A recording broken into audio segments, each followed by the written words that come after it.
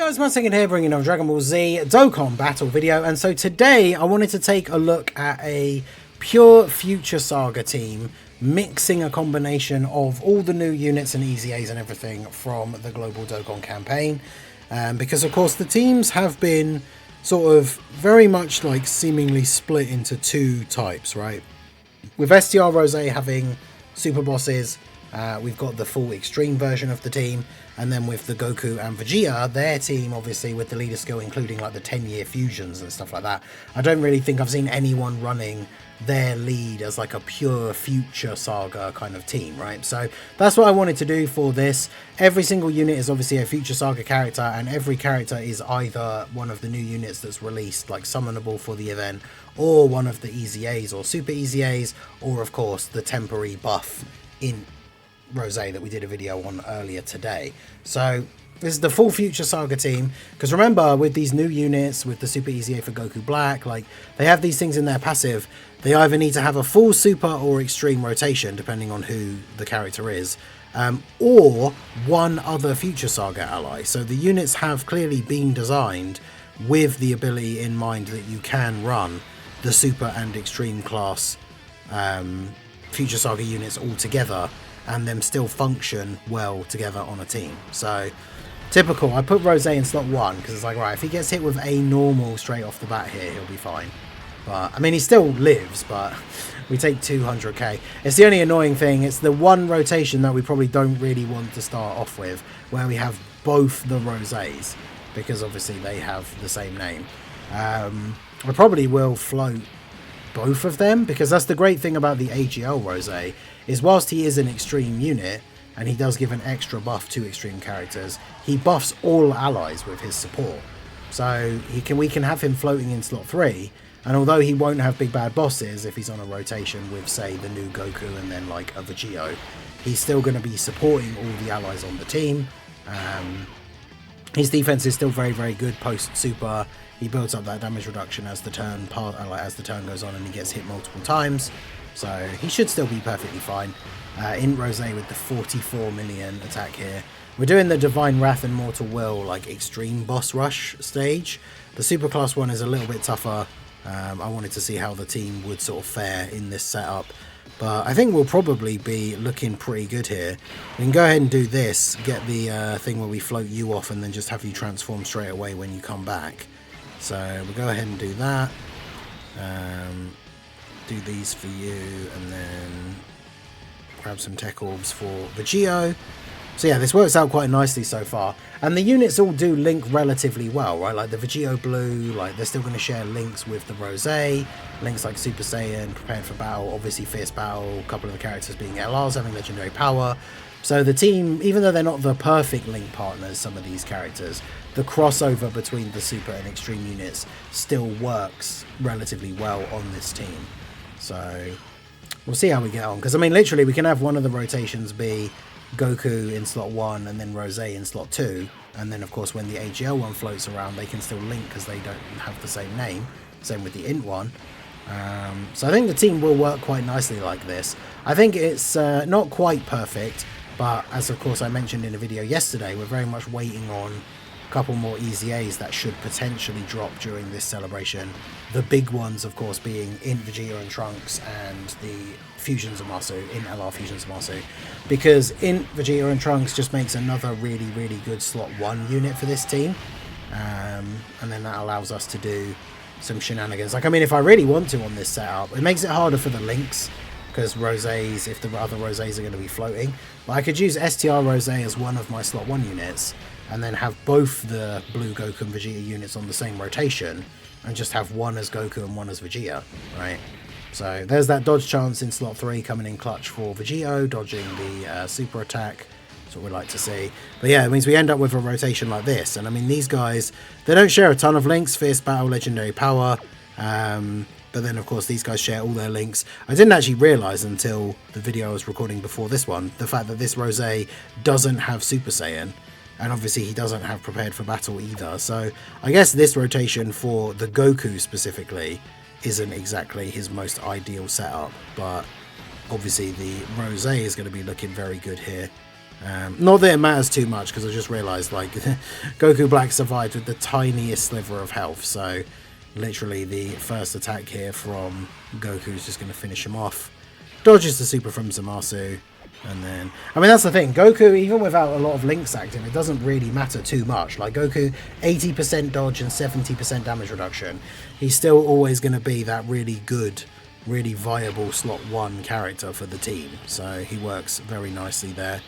I would be a little bit worried about Int Rose eating a super on this turn, I'm not going to lie. Now, the fun thing about this setup is that actually we can go ahead and use the Vegeta active skill, because we are running a full Future Saga team. So everyone on the team is going to get the buff from the active skill, and then of course characters that are on Bond of Parent and Child get the extra buff as well. So this should be looking pretty good here. We lose out on legendary power, we get Kamehameha, because yeah, I think we probably, I would be very tempted to do this, but the problem is if he super attacks straight away, then Vegeta just instantly dies, so we don't really want that. So I'll grab that for you, you can get this, and then that leaves all of those there for Int Rose, so we can get a nice bit of ki. I mean, we might just absolutely destroy this Zamasu here in one turn, now that everybody has the buff. There's only 9 million for the friend. I guess, to be fair, like, he really doesn't have a lot of links active with... oh, it was only the 12 key super as well. That's why. I was like, how is he hitting so low? But yeah, it was only the 12 key super. Key on this turn, not the greatest. That's the only bit of the downside with the support active skill effect, is that it doesn't give key as well, which would obviously be very beneficial, especially for a team like this with a lot of LRs. But I mean, Goku just throwing out 3 12 key supers there, so pretty good. I mean, I could have put physical Vegeta Blue in slot 3 to take advantage of some counters, but we don't want to mess up the rotation too much. We want in Rose in slot 3. I mean, look at Vegeta Blue. Damn, we get the quad super turn, 28 mil. Okay, so in Rose probably just kills Zamasu here. Like, even without big bad bosses, this temporary buffed in Rose, 36 million attack stat here. And he gets guaranteed crits with that temporary buff as well. So this team absolutely sailing through here. Then we get Vegeta Blue come back on the turn where we have a 100% chance to dodge. So regardless of what's going on the rotation, where do we want to put our boy? I mean, yeah, we just do this. So he's going to have the 100% chance to dodge. They'll have more links together, won't they? Wow, just the Super Saiyan one. Okay. Alright, so let's go ahead and we will use the other Vegeta active skill so that we get the buff for the Future Saga. So again, everyone on the team getting a nice little buff. And then if I use Rose's one, that will buff him and all of the other Rose units on the team as well, because his is for Super Bosses characters. Sadly, the extra 10% is for Future Saga, but they have to be Super Bosses as well. So we'll go ahead and use Rose's active skill here. Obviously, we use Vegeta's one first, because Rose gets the buff from it for being a Future Saga unit. Just to make sure I'm not completely misreading, it isn't Super Class only, is it? Yeah, it's Future Saga allies. So everyone getting a huge buff now. This Vegeta being at 2 million defense start of turn is pretty nice. So we'll go ahead and do that. And then we can... I wanted to be able to get a lot of ki for Vegeta at the end, so I guess we'll just do this, as we are getting the 18 ki. There's no attacks in this slot, so we can kind of let Vegeta go ham a little bit here as well.